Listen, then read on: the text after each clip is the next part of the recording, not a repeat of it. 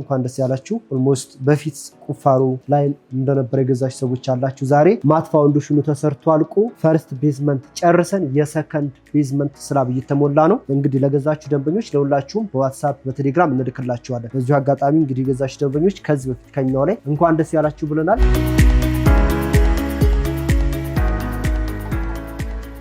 እኛ ጋር ባለ 4 ወለር ሾፕ ወደ 7000 ካሬ ላይ ያረፈ ትልቅ ግራንድ ሞል በመርካቶ ላይ ከ1 ሚሊዮን 200 ሺህ ብር ጀምራችሁ የሱቅ ባለቤት መሆን ትችላላችሁ። ሰላም ውድ ማዕዘን ሊስቲንግ ቤተሰቦቻችን እንዴት ናችሁ? እንግዲህ በዛሬው ቪዲዮ ይዘንላችሁ የመጣ ነው ሱቅ በመሀል መርካቶ በኔት ኤሪያ እየተሸጠ ወዳለበት ቦታ ነው ጎራ ብለን ያለ ነው። እስቲ ውስጥ እንግባና ያለውን ነገር እናያለን። አብራችሁን ቆዩ። እሺ፣ እንዴት ነሽ? እንኳን ደህና መጣሽ ዛሬ በድጋሚ ወደ ቢሮአችን። አመሰግናለሁ። እንኳን ደህና ቆየኸኝ። እንግዲህ ዛሬም በድጋሚ ተገናኝተናል። ያው አንዳንድ ነገሮችን ሰምተን ነው ዛሬም ጎራ ያልነውና የሰማነው ነገር እውነት ይሆን ወይ የሚለውን ነገር ነው ዛሬ ውስጥ ድረስ ገብተን ለማጣራት የፈለግነው ማለት ነው። ከዛ በፊት ግን እስቲ ትንሽ ነገር ንገረኝና ስላለው አዲስ ነገርም ደግሞ በደንብ ታብራራልኛለህ። ሁሌም እኛና እናንተ የምንገናኘው በአዲስ ነገር ነው። ዛሬ ደግሞ በሰዓት ለረጅም ጊዜ ሲተዋወቅ የነበረ ሎኬሽን ወይም ደግሞ ፕሮዳክት የለቀቅንበት ወቅት ነው። ምናልባት ከዚህ በፊት እዚህ ቢሮ በተደጋጋሚ መታችኋል። እሱም ፒያሳ ላይ መኖሪያ አፓርትመንቶችን ባለ 24 ወለል አፓርትመንቶችን አቅርበን እንደነበረ ይታወቃል። ከመታወቁም በላይ ገዝተው የተጠቀሙ ሰዎች አሉ። ለመኖሪያ ለንግድ፣ ብዙዎቹ ለተርፍ እንደ ቢዝነስ ሲርሻሙበት ሲረባረቡበት የነበረ ሎኬሽን ነው ፒያሳ ማለት። ብዙዎቻችሁ ታውቁታላችሁ፣ ገዝታችኋል። ከ70% በላይ ማለት ነው። ባለ 24 ወለል አፓርትመንት ሚክስድ ዩዝ ኮምፕሌክስ አፓርትመንት አቅርበንላችሁ እንደነበረ ይታወቃል። ባለ 1 መኝታ፣ ባለ 2፣ ባለ 3 እንግዲህ ምን ያክል እንደገዛችሁ በምን ያክል ብር በዛን ጊዜ 10% ቅድመ ክፍያ። ዛሬ ላይ ግንባታው እንኳን ደስ ያላችሁ። ኦልሞስት በፊት ቁፋሮ ላይ እንደነበረ የገዛችሁ ሰዎች አላችሁ። ዛሬ ማት ፋውንዴሽኑ ተሰርቶ አልቆ ፈርስት ቤዝመንት ጨርሰን የሰከንድ ቤዝመንት ስላብ እየተሞላ ነው። እንግዲህ ለገዛችሁ ደንበኞች ለሁላችሁም በዋትስአፕ በቴሌግራም እንልክላችኋለን። በዚሁ አጋጣሚ እንግዲህ የገዛችሁ ደንበኞች ከዚህ በፊት ከኛው ላይ እንኳን ደስ ያላችሁ ብለናል። ስለዚህ አሁን ደግሞ ዛሬ ባቀረብነው ፕሮዳክትም እንደተረቀቀ ንገሩኝ ብላችኋል። ለእናንተ በስልክ መንገር ይቻላል፣ ስልካችሁ ስላለኝ ማለት ነው። ግን ሌሎችም ምናልባት ሲጠብቁት የነበረ ምናልባት መኖሪያ አፓርትመንት የማይፈልግ ሰው ይኖራል። ዛሬ ይዘን የመጣ ነው በንግድ ማዕከል ወይም ደግሞ የንግድ ሱቅ ነው ማለት ነው። ኦኬ፣ በጣም ጥሩ ነው። እንግዲህ የዚህ ቤት ባለቤት የሆኑት ሰዎች እንግዲህ በጣም ደስ የሚል ዜና ነው አሁን ያሰማሃቸው። እኔም ኮንግራ ለማለት እወዳለሁ። ታዲያ በተጨማሪ ደግሞ ሜሪት ከመኖሪያ አፓርትመንት ባሻገር ሱቅ ይዞ መጥቷል ነው እያልከኝ ያለኸው። እስቲ የሱቁ ሁኔታ ምን ይመስላል? ሱቁ የት ይገኛል? ምን አሚኒቲዎች አሉት? እስቲ ንገረኝ። እሺ፣ በጣም አሪፍ ጥያቄ ነው። እንግዲህ ዛሬ በዋነኝነት እናንተም ሰምታችሁ የመጣችሁት ለእናንተ ኦዲየንስ ልታቀርቡ የመጣችሁት ነገር አለ። እኛም እንፈልጋችኋለን። በጣም የእናንተ ኦዲየንሶቻችን ፋሚሊዎቻችን ስለሆኑ ማለት ነው። ይዘን የመጣ ነው እንግዲህ ኦልሞስት ከ6 ወር ከ7 ወር በላይ በማስታወቂያ ላይ የቆየ ሎኬሽን እንትን ነው ፕሮዳክት ነው። የንግድ ማዕከል ወደ 6700 ኦልሞስት ወደ 7000 ካሬ ላይ የሚያርፍ G+4 የሆነ ኦንሊ ኮሜርሻል ሾፕ ሜሪት ኮሜርሻል ሾፕ በየት ብዙዎቻችን በምንናፍቀው ብዙዎቻችን ንግዳችንን ቢዝነሳችንን ማድረግ በምንፈልገው ቦታ እሱም መርካቶ ሲባል እንግዲህ ከዚህ በፊትም ገልጬዋለሁ። በፊት በማስታወቂያ ላይ ብዙ ጊዜ የአዲስ አበባ ላይ የትኛውን ሱቅ ስናቀርብ በሜክሲኮ ሊሆን ይችላል፣ በካዛንቺስ ሊሆን ይችላል፣ በሲኤምሲ በአያት አካባቢ ሊሆን ይችላል። አሪፍ ሾፕ ካቀረብን ምንድነው መርካቶን በሜክሲኮ መርካቶን በለቡ መርካቶን በአያት እያለን ነው የምናስተዋውቀው። ስለዚህ መርካቶ ሲባል መጀመሪያ ላይ የቢዝነስ ቦታ ነው ማለት ነው የሚታወቀው። ስለዚህ የትኛውን ቦታ ሱቅ ሲተዋወቅ መርካቶ ነው ብዙ ሰው ትዝ የሚለው። ስለዚህ እኛም ያንን ብለን በመርካቶ በተክለ ሃይማኖት ቤተክርስቲያን ጋዛ ተክለ ሃይማኖት ሆስፒታል ፊት ለፊት ቀደም እንዳልኩት ወደ 7000 ካሬ ላይ የሚያርፍ G+4 የሆነ ከግራውንድ እስከ 4ኛ ኦንሊ የሱቅ ብቻ ማለት ነው። ከዝቅተኛ የካሬ አማራጭ እስከ ከፍተኛ የካሬ አማራጭ ብዙዎቹ በጉጉት ሲጠብቁት የነበረው ሳይት ዛሬ ተለቋል ማለት ነው። እንግዲህ በጣም ደስ የሚል ነገር ነው። ያው ቀደም ብለን እንዳልከው ደግሞ መርካቶ ሲባል ብዙዎቻችን የንግድ ቦታ እንደሆነ የምናውቀው ነው። ሲቀጥል ደግሞ ለንግድም ለመገበያያም መርካቶ በጣም ተመራጭ ነው። ያው አሉት ከሚባሉት ትልልቅ የንግድ ማዕከሎችም አንዱ መሆኑ ይታወቃል ማለት ነው። በመርካቶ ከ1 እስከ 4 ሱቅ ይዞ መምጣቱ በእርግጥ ደስ ይላል። በመርካቶ ሱቅ በመግዛታቸው ደንበኞች እንደው የሚጠቀሙት ጥቅም ይኖር ይሆን ወይም ደግሞ እዛ በመርካቶ መሀል የሱቅ ባለቤት በመሆናቸው ምን የተለያየ ጥቅሞችና አዳዲስ ነገሮች ሊያገኙበት ይችላሉ? ማንኛውም ሰው እንደ መርካቶ በነገራችን ላይ ከአፍሪካ ጭምር በገበያ በማርኬቲንግ ዙሪያ የሆነ ደረጃ ውስጥ አለበት። እንደ ኢትዮጵያ ብቻ ሳይሆን ማለት ነው። እንደ ኢትዮጵያ ማንኛውም ሰው የሆነ ነገር መግዛት ሲፈልግ እስቲ መርካቶ ሂዱና ፈልጉ ነው የሚባለው። እስቲ መርካቶ ሂዱና ጠይቁ ነው የሚባለው። በዚህ ዙሪያ እንግዲህ ብዙዎቻችን የምናውቀው ነው ከጥንት ጀምሮ ማለት ነው። ይሄ ደግሞ ሎኬሽኑ ደግሞ ከመርካቶ እምብርት የሆነ ቦታ ላይ ነው እዛችሁ ላይ ማለት ነው። ትልቅ የገበያ ማዕከል ነው። ምናልባት ከዚህ በፊት ሰፊ እንደዚህ ሞል የሆነ ግራንድ ሞል ላይ ያረፈ ተገንብቶ ላይቅ ይችላል። ዝም ብሎ ሲንግል አፓርትመንቶች፣ ሲንግል ሾፖች፣ ሞል ያልሆኑ ሱቆች ነበሩ እስከዛሬ ድረስ የነበሩት። ይሄ ግን በመርካቶ ላይ ሰፊ መሬት ተሰጥቶት ሰፊ ቦታ ተሰጥቶት 7000 ካሬ አንደርግራውንድ 2 ቤዝመንት ያለው የመኪና ማቆሚያ ማለት ነው። 2 ቤዝመንት ማለት አንዱ ጠለል 7000 ሆነ ማለት ሁለቱ ባንድ ላይ ወደ 14000 ሜትር ስኩዌር የሚሆን የመኪና ማቆሚያ ይኖራል ማለት ነው። ይሄ አጠቃላይ ሾፕ ለሚያደርገውም ሱቅ ላላቸውም ሰዎች ይሆናል። ይሄ ነው። ሌላኛው ምንድነው? ይሄ ሱቅ ራሱን የቻለ ሊፍቶች ይኖሩታል። እነዚህ ሊፍቶች የትላልቅ የእቃም የሰውም ማለት ነው። ቦዝ ሰርቪስ ሊፍት ይኖራል፣ የፓሴንጀር ሊፍት ይኖራል ማለት ነው። ሰርቪስ ሊፍት ለምሳሌ እስከ ኦልሞስት እስከ 5 ሜትር ምናምን ርዝመት ያለው እቃ ፓክ ማድረግ እንዲችል ተደርገው ነው ዲዛይን የተደረገው። ስቶር በቂ ስቶር እንዲኖራቸው ተደርገው ዲዛይን አድርገናል። ኦኬ እንግዲህ ደስ ይላል። በመሀል መርካቶ እንደዚህ አይነት ዘመናዊ የሆነ ሞልን ይዞ መቅረብ እጅግ ደስ የሚል ነገር ነው።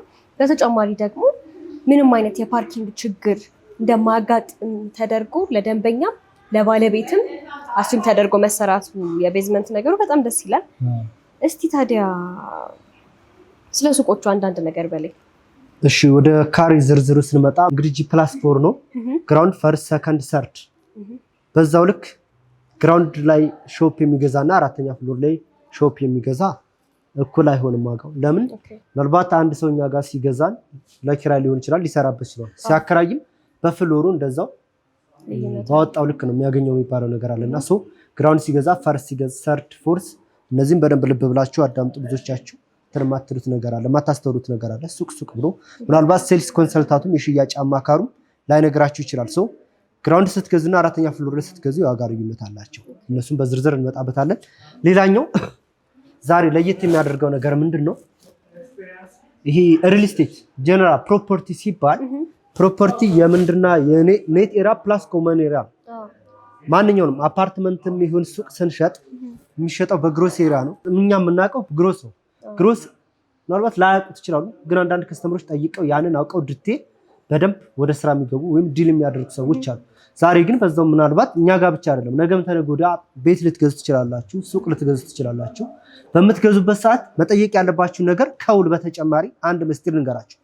አፓርትመንት ስትገዙ ኮመን ኤሪያ የሚባል ነገር አለ። ኮመን ኤሪያ የሚባለው ምንድነው?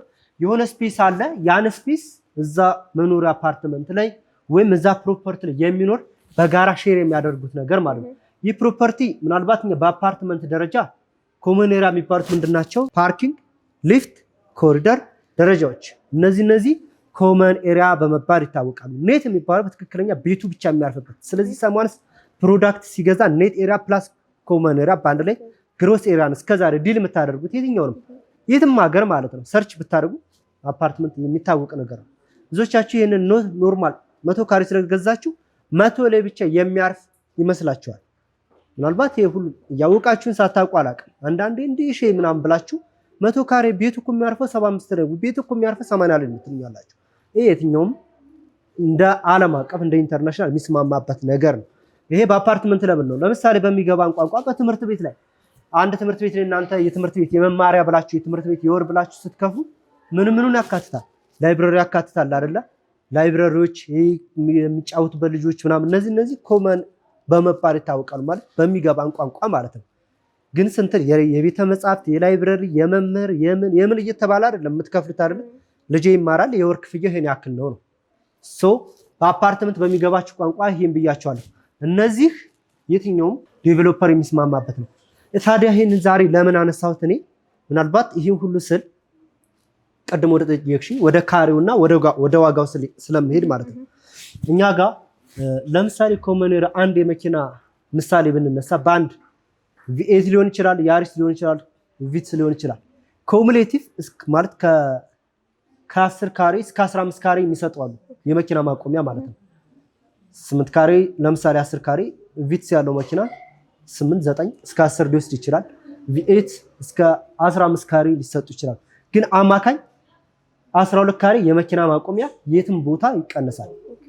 ለምሳሌ 100 ካሬ የገዛ ሰውዬ ትክክለኛ ቤቱ የሚያርፈው 88 ላይ ነው ማለት ነው። ይሄ ምናልባት ስለማያዩት ነው። ወደ ዋናው ነገር ስመጣ ይሄን ነጥብ ወደ አንሳውበት ስመጣ እኛ ጋር በኔት ኢራ ነው እየሸጠን ያለነው። ለምን በኔት ኢራ እየሸጠን ካምፓኒው ያዋጣዋል ወይ አያከስረውም ወይ የሚሉ ጥያቄዎች ተነስተዋል። ከዚህ በፊት የተወሰነ በዊሽ ሊስት ላይ የቆዩ ደንበኞች ወይ ሌላ ጋር ስንጠይቅ እንደዚህ ነው። እንዴት በኔት ኢራ ካምፕ ማለት ነገ ምን ሊያመጣብን ነው? በኔት ኢራ እንዴት ያዋጣል? እውቀቱ ያላችሁ ሰዎች ማለት ነው።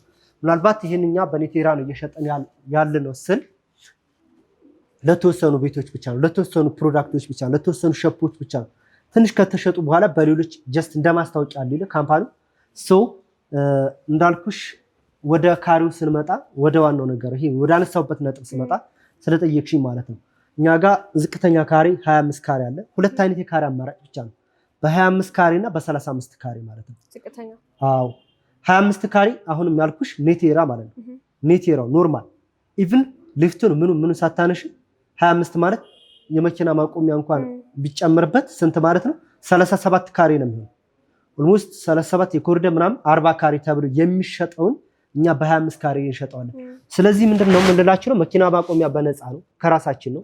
ሼር አታረጉም ማለት ነው። ይሄ በአጠቃላይ ኮመን ኤራ ምናምን ያልኩት ለሱ ወጪ አታወጡ ማለት ነው። ለ25 ካሬ ኦልሞስት በግሮስ ኤራ 40 ለሚባለው ካሬ ለነገርኳችሁ ቅድም ላይ ግራውንድ ፈርስት ሰከንድ ሰርድ ዋጋቸው ይለያያሉ። ግራውንድ ላይ ለሚገዛ ለምሳሌ ፈርስ አራተኛ ፍሎር ላይ ከዝቅተኛው ብንጀምር ለዚህ 25 ካሬ በኔት ኤራ ወይም ኦልሞስት በግሮስ ኤራ በእኛ በሚገባን በገባ ልክ ስንሰራ ኦልሞስት 40 ምናምን በሚደርሰው 37 ምናምን በሚደርሰው የዚህ ቶታል ፕራይሱ 5,500,000 ብር ነው። ግሮስ ኤራ ብንጨምርበት ምናልባት 8-9 ሚሊዮን የመድረስ ፕሮባቢሊቲ ይኖራል። በኔት ኤራ እስከ መቼ ነው? ቅድም እንዳልኳችሁ ለጥቂት ሱቆች ብቻ ነው። ቶታል ፕራይሱ 5,500,000 ብር። መጀመሪያ ላይ የዚህ የ25 ካሬ ሱቅ የሱቋ ባለቤት መሆን ለሚፈልግ ሰው የሚጠበቅበት 1,200,000 ብር ይሆናል ማለት ነው። ቀሪዎችን በ7 ዙር ምናልባት አሁን ያለው ቁፋሮ ላይ ያለው ሳይቱ በሎንግ ታይም የተገዛ ቦታ ነው። ዛሬ ላይ ቁፋሮ ላይ ያለው እንልክላቸዋለን። ይሄ ሱቅ ስናስረክብ በ3 ወር የሚረከብ አለ፣ በ6 ወር የሚረከብ አለ። ማክሲመም በ1 ዓመት ጊዜ ውስጥ ነው የምናስረክበው። ሶ እንዳልኩሽ 5,500,000 ብር በ1,200,000 ብር ማክሲመም በ1 ዓመት ጊዜ ውስጥ ይረከባል ማለት ነው። ቀሪዎቹን ክፍያዎች በ7 ዙር በኮንስትራክሽን ቤዝድ እንመጣበታለን። ኮንስትራክሽን ቤዝድ ብዙዎቻችሁ የማታውቁ ስላላችሁ የምታውቁ መስለ ነበረ ሳስረዳ ስላልገባችሁ እንመጣበታለን። ሌላኛው 35 ካሬ የሱ በአጠቃላይ ቶታል ፕራይሱ እንደየፍሎሩ ይለያያል። ለምሳሌ ግራውንድ ላይ የሚገዛ ሰው ወደ 12 ሚሊዮን ብር ምናምን አካባቢ ይሆናል። እንዳልኳሽ ቅድም 35 ካሬ ያልኩት በግሮስ ኤሪያ እናውራ ከተባለ 35 ላይ ባንድ የመኪና ኮሙሌቲቭ ኤሪያ ብንሰራው 35 ሲደመር ኦልሞስት ወደ 50 ካሬ ምናምን አካባቢ። ስለዚህ በሚገባቸው በግሮስ በ50 ካሬ የዚህ ቶታል ፕራይስ ግራውንድ ላይ ወደ 12 ሚሊዮን ብር አካባቢ ይሆናል። መጀመሪያ ላይ የሚከፈለው ወደ 3 ሚሊዮን ብር ማለት ነው። አራተኛ ፍሎር ላይ ሲሆን ወደ 7 ሚሊዮን ምናምን አካባቢ ይሆናል። መጀመሪያ የሚከፈለው 2 ሚሊዮን ብር ምናምን አካባቢ ይከፈላል ማለት ነው። ስለዚህ እኛ ጋር ባለ 4 ወለር ሾፕ ወደ 7,000 ካሬ ላይ ያረፈ ትልቅ ግራንድ ሞል በመርካቶ ላይ ከ1,200,000 ብር ጀምራችሁ የሱቅ ባለቤት መሆን ትችላላችሁ። ወደ ቅድሙ ስመጣበት ሪል ስቴት ላይ ሁለት አይነት አከፋፈል አለ፣ ታይም ቤዝድ እና ኮንስትራክሽን ቤዝድ። ምናልባት በሌሎች ላይ ገልጬው አውቃለሁ። ታይም ቤዝድ ማለት በጊዜ ገደብ ይከፋፈልልሻል። በግንባታ መሰረት ሲሆን ግንባታውን እያይሽ ነው የምትከፍለው። ይሄ ምንድነው? በዚህ ሰዓት ኮንስትራክሽን ቤዝድ የመጣው ከቅርብ ጊዜ ወዲህ ነው። ምንድነው? ይሄ ደንበኛ ሞር ትረስት እንዲኖረው ነው። ይሄ አንዳንድ ካምፓኒዎች አሉ ብር ሰብስበው የመጥፋት ፕሮባቢሊቲ እንደሱ አይነት የትረስት ኢሹ ላለባቸው ከስተመሮች ለነዛ ሲባል በግንባታው መሰረት አድርገናል ማለት ነው። አሁን ላይ ቁፋሮ መጀመሪያ ውድ ሲፈራረሙ 1.2 ይከፍላል። ከዛ ቀሪውን በ7 ዙር ተከፋፍሎ ቤዝመንቱ ሲያልቅ አንደኛ ፍሎር ሲደርስ፣ ሁለተኛ ፍሎር ሲደርስ፣ አራተኛ ፍሎር ሲደርስ ሲረከብ እየተባለ 7 ጊዜ ይከፋፈልለትና በዚህ መልኩ ከፍሎ መርካቶ ላይ ማክሲመም በ1 ዓመት ጊዜ ውስጥ የሱቅ ባለቤት መሆን ይችላሉ ማለት ነው። ስለዚህ ከሎኬሽን በአጭር ጊዜ ውስጥ መረከብ እንፈልጋለን የሚል ሰው ካለ ስለዚህ ይሄው ዛሬ እንሆ ብለናል ማለት ነው። እንግዲህ በጣም ደስ የሚል ነገር ነው የነገርከን።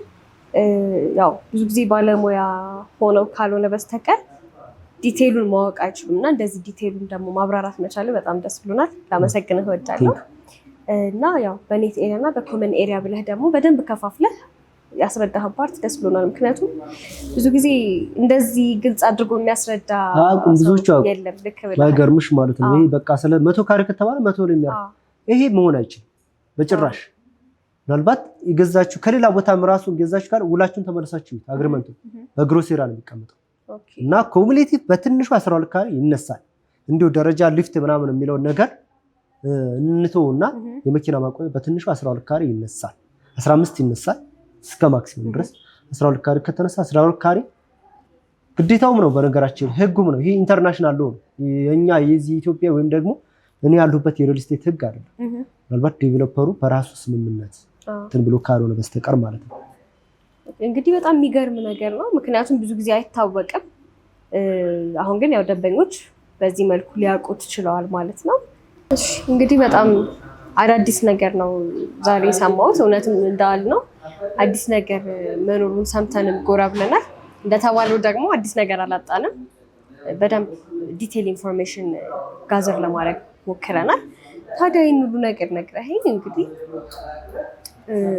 አብዛኛው ሰው በተለይ ውጭ ሀገር የሚኖር ሰው ይህንን ኢንፎርሜሽን ሰምቶ መግዛት የማይፈልግ ይኖራል ብዬ እኔም አላስብም። እንዴት ነው ለእነሱ ተደራሽ መሆን የምንችለው ታዲያ? እሺ በጣም አሪፍ። ንብረት ሲገዛ ኢትዮጵያ ላይ አሁን ላይ እንደ ሀገር ሊሆን ይችላል ያለን ህግ ሁለት አይነት መንገድ ነው። አንደኛ በዲኤችኤል ነው፣ ሁለተኛ በተወካይ ነው። ውጭ ያሉ እህቶቻችን ወንድሞቻችን መግዛት የሚችሉት ማለት ነው።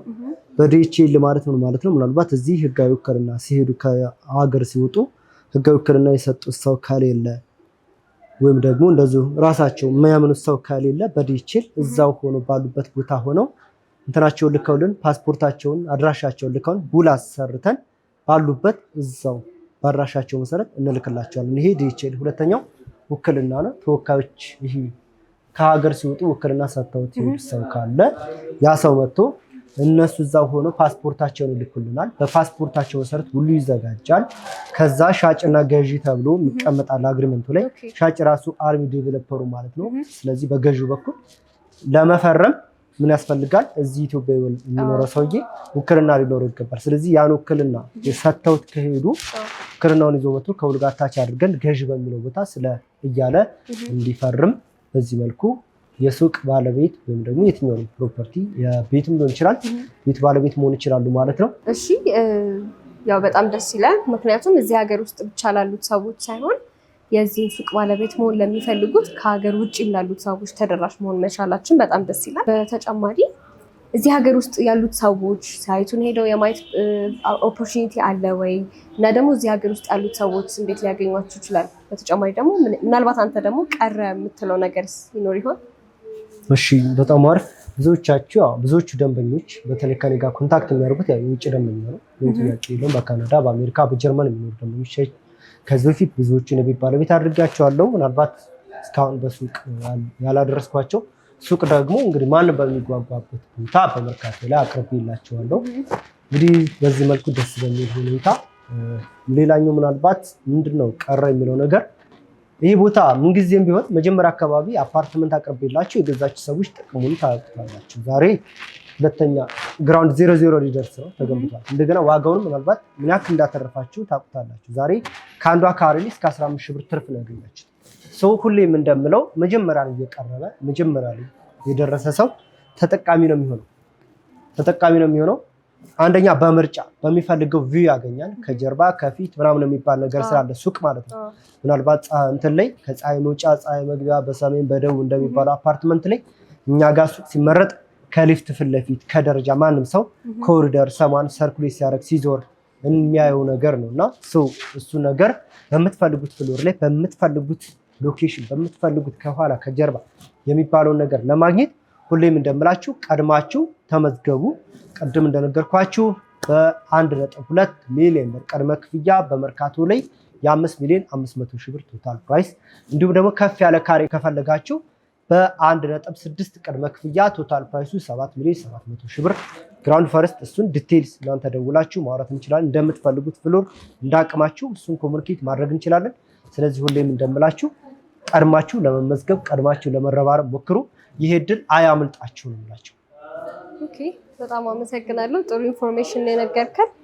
በጣም አመሰግናለሁ ስለመጣሽ። እኛም ደስ ብሎናል። እንግዲህ ሁሌም በአዲስ ነገር እንገናኛለን። እሺ